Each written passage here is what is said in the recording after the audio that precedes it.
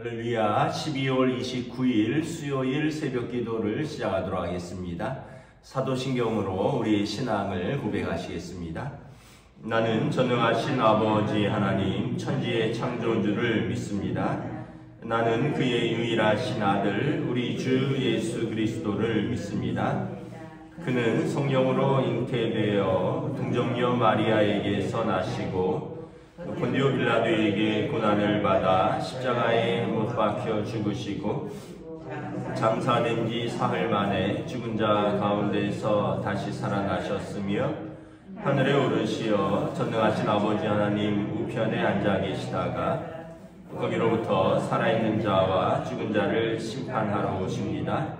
나는 성령을 믿으며 거룩한 공교회와 성도의 교제와 죄를 용서받는 것과 몸의 부활과 영생을 믿습니다.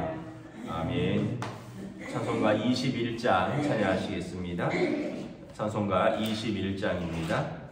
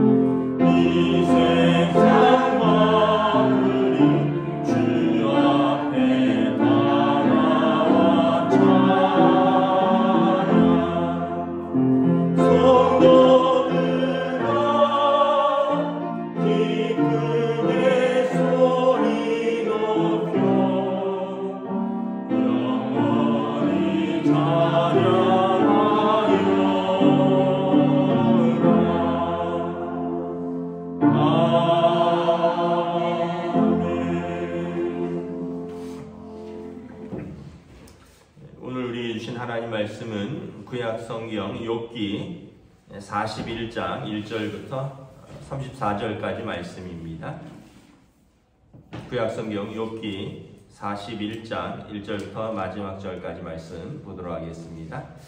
다 찾으신 줄 알고 저와 여러분들이 한 절씩 교도하겠습니다. 내가 낚시로 리오야단을 끌어낼 수 있겠느냐? 노끈으로 그 혀를 맬 수 있겠느냐? 너는 밧줄로 그 코를 꿰일 수 있겠느냐? 갈고리로 그 아가미를 꿰일 수 있겠느냐? 그것이 어찌 내게 계속하여 간청하겠느냐? 부드럽게 내게 말을 하겠느냐? 어찌 그것이 너와 계약을 맺고 내가 어찌 그것을 새를 가지고 놀듯 하겠으며 내 요정들을 위하여 그것을 메어두겠느냐? 어찌 장사꾼들이 그것을 놓고 거래하겠으며 상인들이 그것을 나누어 가지겠느냐? 내가 능히 많은 창으로 그 가죽을 찌르거나 작사를 그 머리에 꽂을 수 있겠느냐? 내 손을 그것에게 얹어보라. 다시는 싸울 생각을 못하리라. 참으로 잡으려는 그의 희망은 헛된 것이니라. 그것의 모습을 보기만 해도 그는 기가 꺾이리라. 아무도 그것을 격통시킬 만큼 담대하지 못하거든 능히 대항할 수 있겠느냐? 누가 먼저 내게 주고 나로 하여금 갚게 하겠느냐? 온 천하에 있는 것이 다 내 것이니라. 내가 그것의 지체와 그것의 큰 용맹과 늠름한 체구에 대하여 잠잠하지 아니하리라. 누가 그것의 겉가죽을 벗기겠으며 그것에게 겹재가를 물릴 수 있겠느냐? 누가 그것의 턱을 벌릴 수 있겠느냐? 그의 둥근 이틀은 심히 두렵구나. 그의 질비한 비늘은 그의 자랑이로다. 튼튼하게 봉인하듯이 닫혀 있구나. 그것들이 서로 달라붙어 있어 바람이 그 사이로 지나가지 못하는구나. 서로 이어져 붙었으니 능히 나눌 수도 없구나. 그것이 재채기를 한들 빛을 발하고 그것의 눈은 새벽에 눈꺼풀빛 같으며 그것의 입에서는 횃불이 나오고 불꽃이 튀어나오며 그것의 콧구멍에서는 연기가 나오니 마치 갈대를 태울 때에 솥이 끓는 것과 같구나. 그의 입김은 숯불을 지피며 그의 입은 불길을 뿜는구나. 그것의 입은 그의 목덜미에 있으니 그 앞에서는 절망만 감돌 뿐이구나. 그것의 살 껍질은 서로 밀착되어 튼튼하며 움직이지 않는구나. 그것의 가슴은 돌처럼 튼튼하며 맷돌 아래짝같이 튼튼하구나. 그것이 일어나면 용사라도 두려워하며 달아나리라. 칼이 그에게 꽂혀도 소용이 없고 창이나 투창이나 화살 촉도 꽂히지 못하는구나. 그것이 쇠를 지푸라기같이 놋을 썩은 나무같이 여기니 화살이라도 그것을 물리치지 못하겠고 물맷돌도 그것에게는 벼같이 되는구나. 그것은 몽둥이도 지푸라기같이 여기고 창이 날아오는 소리를 우습게 여기며 그것의 아래쪽에는 날카로운 토기 조각 같은 것이 달려있고 그것이 지나갈 때는 진흙바닥에 도리깨로 친 자국을 남기는구나. 깊은 물을 솥에 물이 끓은 같게 하며 바다를 기름병같이 다루는도다. 그것의 뒤에서 빛나는 물줄기가 나오니 그는 깊은 바다를 백발로 만드는구나. 세상에는 그것과 비할 것이 없으니 그것은 두려움 없는 것으로 지음받았구나. 그것은 모든 높은 자를 내려다보고 모든 교만한 자들에게 군림하는 왕이니라. 아멘. 할렐루야. 오늘 또 새날이 시작되었습니다. 주님 주시는 은혜와 평강으로 함께 하시는 복된 날 되시기를 축복합니다. 하나님께서 계속해서 욥에게 말씀하시죠. 처음에는 하나님께서 지으신 이 피조세계 해와 달과 별들과 그런 기상현상에 대해서 너가 설명할 수 있겠느냐 말씀을 하십니다. 그리고 이제는 점점 그 육축과 조류와 어류, 그 중에서도 또 그 고대인들이 두려워하던 큰 동물들, 어제의 말씀은 그 베헤못에 대해서 뭐 하마로 추정하는데 오늘은 리오야단에 대해서 말씀을 하십니다. 리오야단은 뭐 오늘날은 딱히 어떻게 설명할 방법이 없는데 이 41장의 쭉 묘사를 보면 이 어떤 면에서 보면 그 동물의 세계에서 최상위 포식자라고 볼 수 있습니다. 그래서 현대 신학자들이 추정하기를 공룡이 아닐까 또 이렇게 말하기도 하고요. 또 그 상상 속의 동물인 용이 아닐까 이렇게 말을 하기도 합니다. 왜냐하면 이제 그 혼돈의 용이다 이런 표현을 이제 다른 성경에서는 쓰고 있기도 합니다. 또 오늘 본문 34절에 보면 그 이제 모든 높은 자를 내려다보며 모든 교만한 자에게 군림하는 왕이니라. 그래서 이 요한계시록 같은 묵시문학에서는 사단으로 보고 있습니다. 공중권세 잡은 자로서 교만한 자에게 군림하는 왕, 사단과 또는 사단의 하수인. 그래서 요한계시록 같은 그런 묵시문학에서는 사람으로 대비한다면 로마의 네로 황제 또는 바벨론의 느부갓네살 왕, 이런 식의 그 제국의 통치자들, 모든 교만한 자들을 위해 군림하는 세상 왕 또는 공중 권세 잡은 자 사단, 뭐 이렇게 통틀어서 설명을 하고 있는 거죠. 어쨌든 여러분, 뭐 공룡이나 용이나 또 사단이나 우리가 어쨌든 우리가 통제할 수 없고 우리를 두렵게 하는 존재들이죠. 공룡을 우리가 사실 직접 본 적은 없죠. 뭐 드라마나 아이들 만화 영화에서 등장하고요. 또 공룡 박물관에 가면 공룡 뼈들을 맞춰 놓은 게 있습니다. 그러면 공룡 뼈들을 맞춘 거를 보면 최소 그 몸 길이가 한 4~5m 되는 것들은 기본이고요. 아주 큰 공룡은 한 10m가 넘기도 합니다. 의외로 제일 큰 공룡은 브라키오사우루스라고 하는 초식 공룡입니다.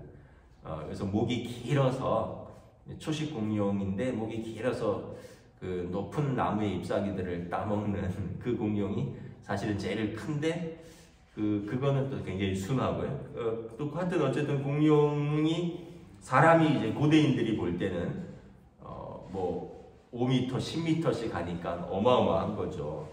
거기에다가 아주 모든 짐승을 다 잡아먹고요. 뭐 사자도 호랑이도 동물의 그 왕들도 공룡 앞에서는 꼼짝 못하는 거죠. 그래서 실제 동물이라면 공룡 정도가 아닐까. 그리고 상상 속의 동물이라면 용 같은 것. 그리고 이것이 묵시문학에서는 공중권세 잡은 자, 사단, 또 사단의 하수인으로서 그 당시 하나님의 백성들을 두렵게 했던 로마의 네로 황제, 또 바벨론의 느부갓네살 왕 같은. 그러나 이 또한 하나님이 지으신 피조물에 불과하다. 너희들은, 사람은, 욥과 욥의 친구들은 두려워하고 통제할 수 없고 감히 어쩔 수 없는 그 무서운 동물이고 두려운 동물이고, 그러나 그 동물을 지으신 분도 하나님이시다. 리오여단을 지으신 분도 하나님이시다라는 것입니다.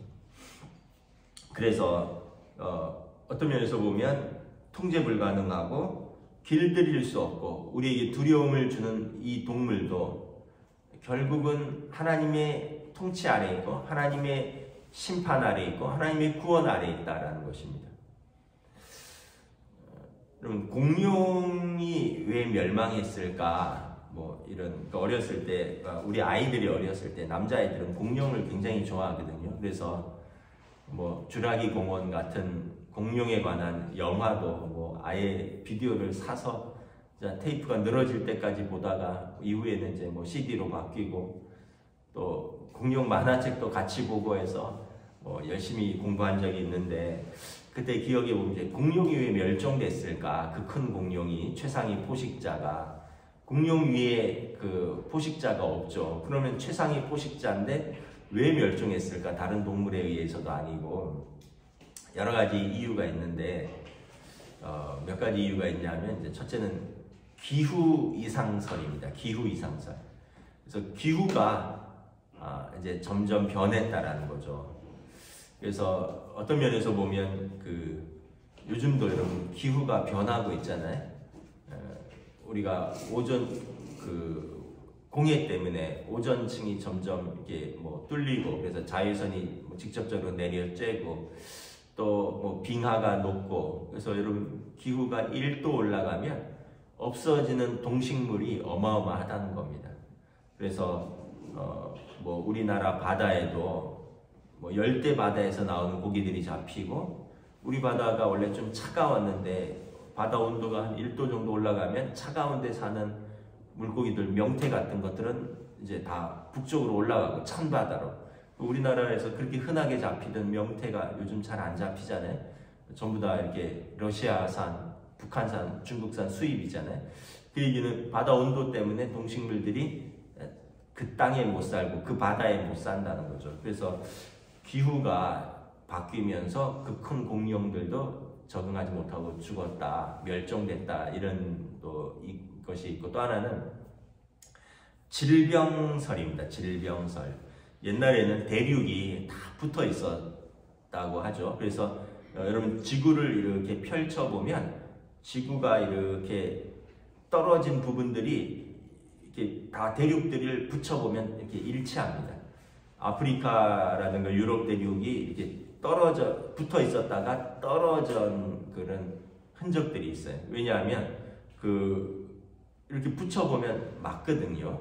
그래서 이 지구가 뭐 지진 같은 것들, 이런 것들에서 지구가 점점 이렇게 대륙들이 이렇게 갈라지고 이동하면서 이제 공룡들이 새로운 환경에 놓이게 된 거죠. 그러면서 질병에 취약해지고 바이러스가 공룡들을 이제 죽였다. 예를 들면 여러분 코로나도 그렇잖아요. 코로나도 바이러스 아닙니까? 박테리아. 근데 이게 우리의 호흡기를 통해서 들어와서는 우리의 폐 기능을 망가뜨리는 거죠. 코로나는 폐 기능을 직접적으로 망가뜨리는 겁니다. 그래서 호흡이 어렵게 하고 뭐 그러면서 면역력이 떨어지니까 다른 장기들도 부작용으로 이제 죽는 것처럼 공룡도 이런 이렇게 대륙들이 갈라지고 이렇게 뭐 하면서 뭐 지진, 해일, 그리고 환경들이 변하면서 새로운 바이러스에 감염돼서 죽었다, 뭐 이런 설도 있고요. 또 하나는 소행성 충돌설인데, 우주에서 막 돌덩어리 같은 그런 조그만 행성들이 막 날아오는데 대부분 대기권을 통과하면서 다 불타고 실제로 떨어지는 거는 조그만합니다. 그래도 좀 큰 것들도 막 떨어지고 그런데 뭐 바다에 떨어지기도 하고 어디 사막에 떨어지기도 하는데, 근데 이 사실은 이게 우주에서 올 때는 어마어마하게 크다는 거죠. 그런데 그 중에서 큰 소행성이 이제 지구랑 충돌해서 그 충돌로 인해서 이제 땅에 엄청난 분진이 발생하고, 분진이 발생하니까 여러분 방사능이나 뭐 화재가 폭발하고 이러면 막 화산이 폭발하고 그러면 잿더미가 하늘을 가리잖아요. 그러면은 태양이 빛을 잃고 호흡할 수가 없고, 또 그러면서 화재가 발생하고, 그러면서 지진이 일어나고, 또 강한 충격이 오니까 해일이 일어나고, 뭐 이런 여러 가지 복합적인 원인으로 공룡이 멸종했다, 뭐 이런 이유들이 있습니다. 근데 공룡이 분명히 생존했다는 건 사실입니다. 왜냐하면 저도 통영 같은 데 가면 공룡 발자국들이 바닷가에 그대로 있거든요. 화산으로 돼서. 그리고 공룡 뼈들을 발견해서 이제 맞춰놓은 그런 공룡 박물관이 있고, 이런 것을 보면 공룡이 있었다는 것은 분명하죠. 우리가 이제 이런 것들을 보면서 깨닫는 것은 뭐냐면, 모든 피조물은 지으신 분이 있다는 거예요. 공룡이든 새든 들의 자그마한 꽃이든. 우리가 씨를 뿌리지 않았잖아요. 물론 이제 요즘은 씨를 뿌려서 재배하지만 처음에 그 씨는 어디서 났냐라는 거죠. 처음부터 우리가 꽃을 만들지만 이것은 조화잖아요. 생화가 아니잖아요. 우리가 어떤 모형을 만들지만 그것에 생명이 있는 것은 아니잖아요. 우리가 생명 있는 것을 만들 수 있는 것은 아무것도 없죠. 그러므로 여러분, 생명 있는 모든 것은 하나님이 지으신 것입니다. 꽃이든 동물이든 뭐 새든. 그래서 하나님의 것이다라는 것입니다. 그렇게 되면 어떻게 되냐면 우리가 겸손해지는 거죠. 모든 피조물 앞에 우리는 한 생명일 뿐입니다. 겸손해지는 것이고요. 두 번째는 뭐냐면, 그렇다면 우리는 존귀한 자인 것입니다. 하나님이 지으신 생명 있는 모든 피조물 중에 우리가 가장 으뜸이죠. 그래서 여러분, 창세기 보면 너희가 이 육축과 공중의 새와 또 바다의 물고기와 모든 식물들을 다스리라. 하나님이 모든 피조물 중에 우리를 으뜸으로 만드셨습니다. 그러니까 우리가 아주 존귀한 자인 거죠. 아주 귀한 자입니다.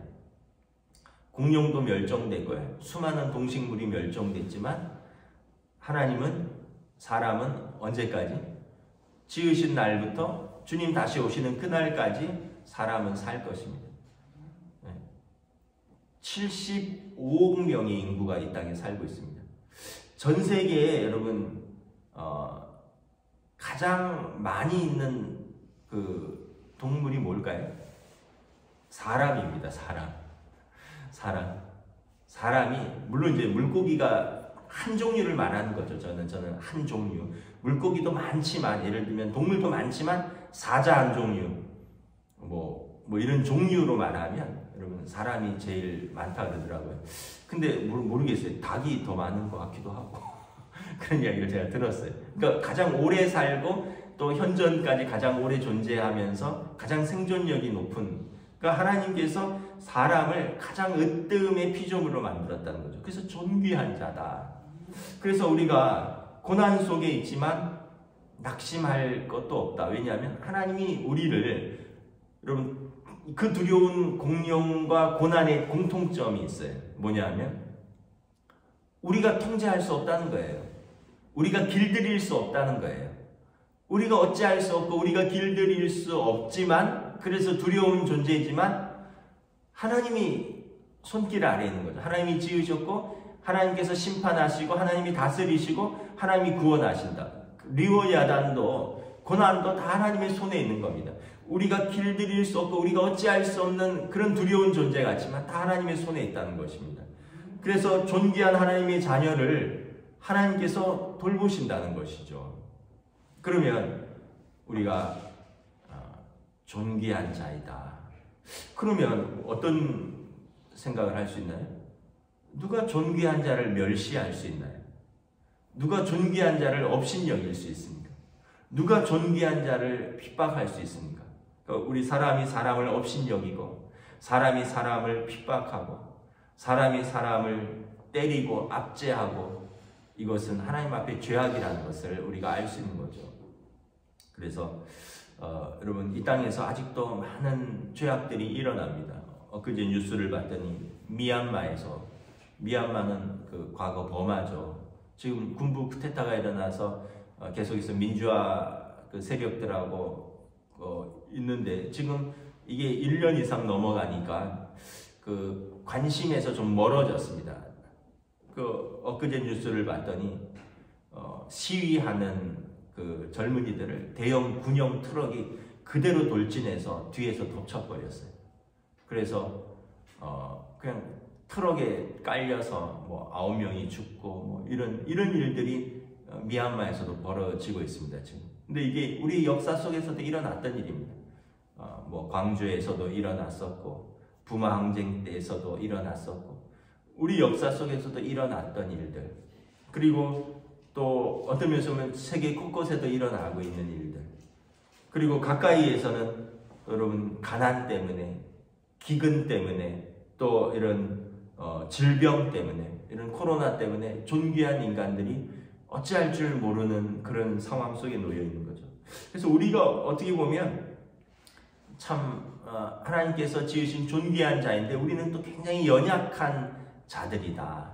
그리고 연약한 자들임에도 불구하고 또 하나님을 경외하는 사람들이 있는가 하면 연약함에도 불구하고 교만하여서 하나님이 없다 하고, 그리고 또 사람들이 사람들을 멸시하고 압제하는 그것이 이 죄악된 현실이라는 거죠. 그래서 우리 주님이 오실 때 처음에 그 새 창조가 다시 재창조될 것이다. 성경은 그렇게 말하고 있습니다. 모든 것이 새로워질 것이다. 처음에 창조의 원형은 주님이 다시 오실 때, 그때 이사야서에 보면 사자가 소와 함께 풀을 뜯고 어린아이가 독사와 함께 뛰어노는, 독사울에 손을 넣어도 물지 않는 그 원래 처음에 그 창조의 원형이 주님이 올 때 회복될 것이다.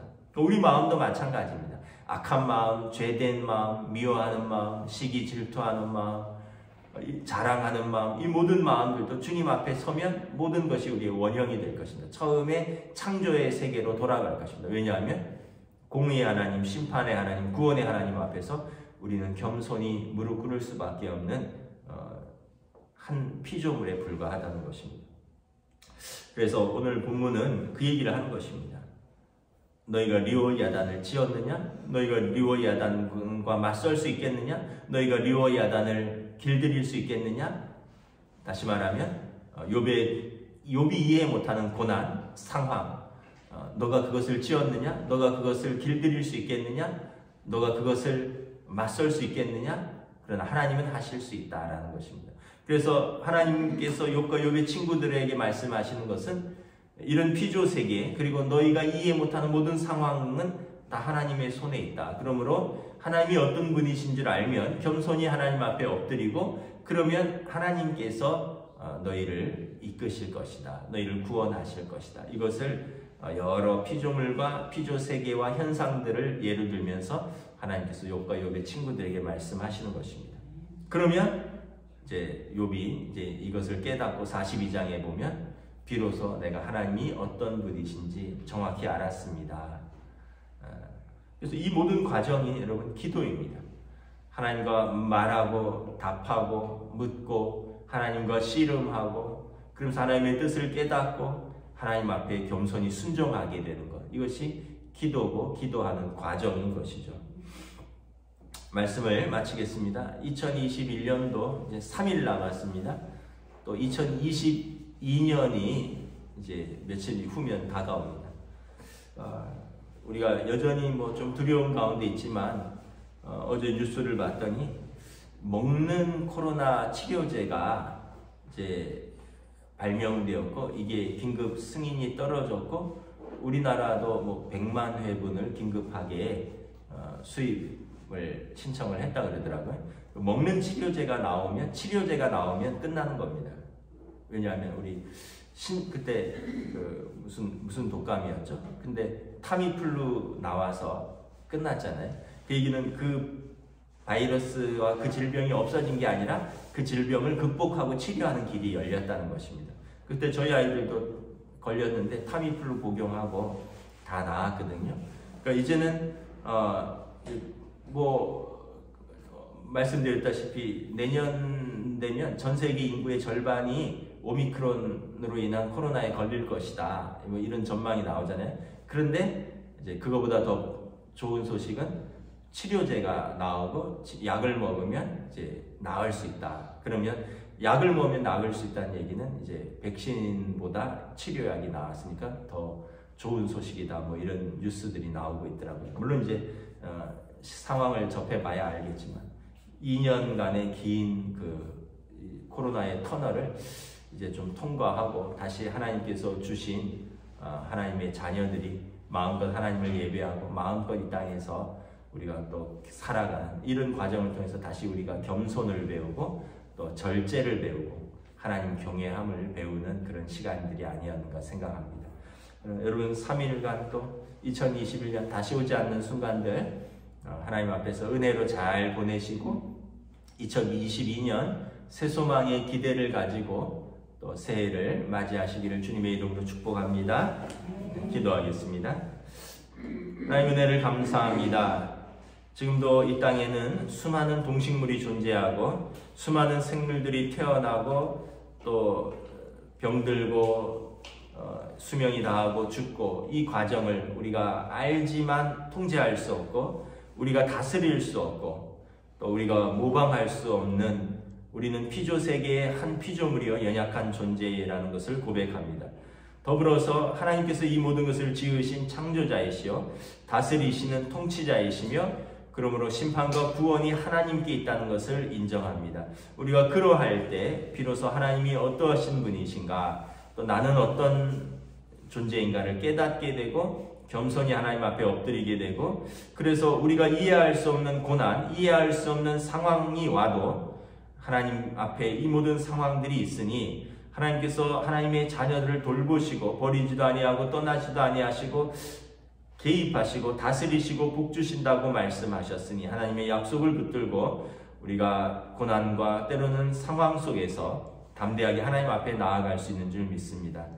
2021년도가 지나가고 있습니다.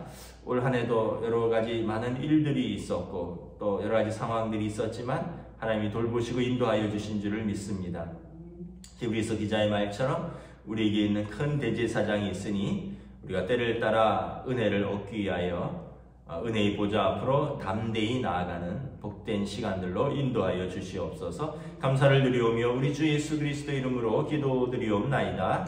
아멘. 하늘에 계신 우리 아버지, 아버지의 이름을 거룩하게 하시며 아버지의 나라가 오게 하시며 아버지의 뜻이 하늘에서와 같이 땅에서도 이루어지게 하소서. 오늘 우리에게 일용할 양식을 주시고 우리가 우리에게 잘못한 사람을 용서하여 준 것 같이 우리 죄를 용서하여 주시고 우리를 시험에 빠지지 않게 하시고 악에서 구하소서. 나라와 권능과 영광이 영원히 아버지의 것입니다. 아멘.